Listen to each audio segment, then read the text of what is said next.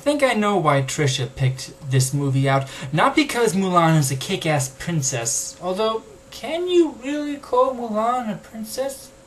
No, the reason I think Trish picked out Mulan is because Donny Osmond is the singing voice for Shang.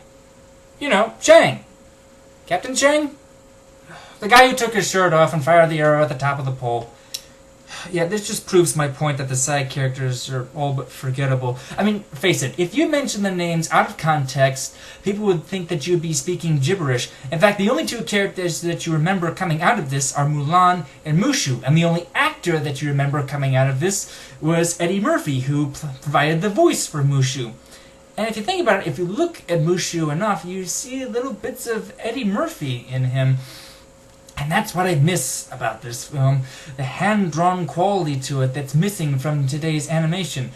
Well, except maybe Avatar, that's another story entirely. But still, most of the other stuff us big kids can look forward to in animation nowadays is either anime itself or direct-to-DVD, DVD movies from DC stuff. Try saying that 3 times fast.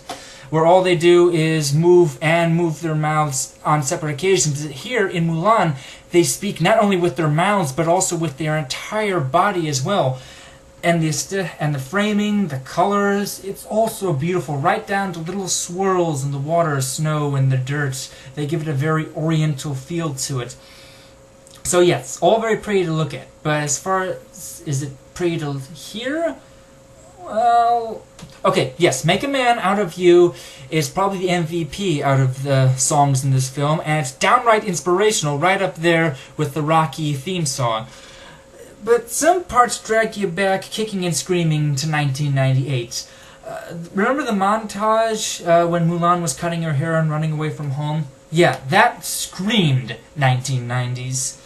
And yes, we can talk about the feminism in this till the cows come home, but I'm more interested in the feminism climate when this story was first released. Not back in 1998, but way back in 6th century China, when it was first called The Ballad of Mulan.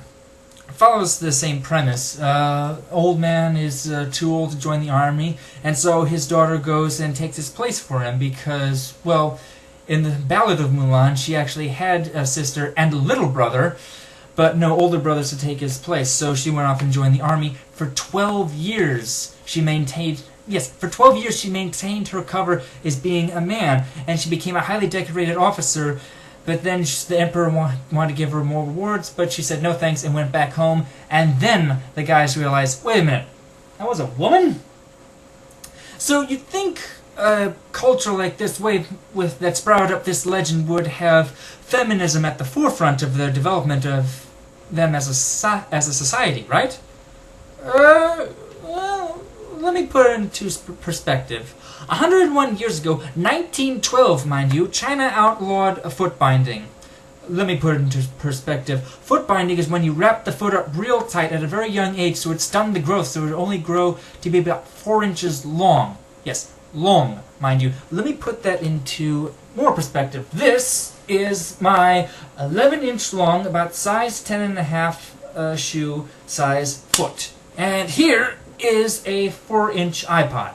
Yeah, they wanted to shrink feet down to about this size.